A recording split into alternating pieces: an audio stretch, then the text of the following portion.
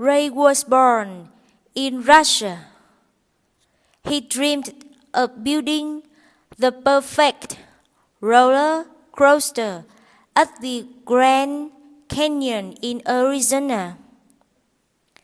He had a friend named Fred who lived in Norway.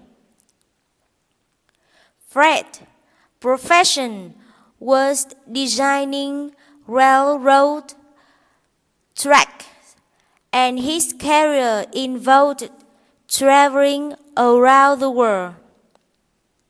Ray thought it would be perfect if Fred decided his roller coaster ride.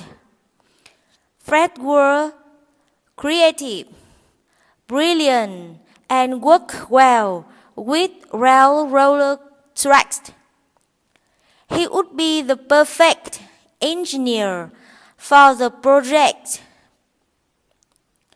The ride took 2 years to construct and was painted red and white.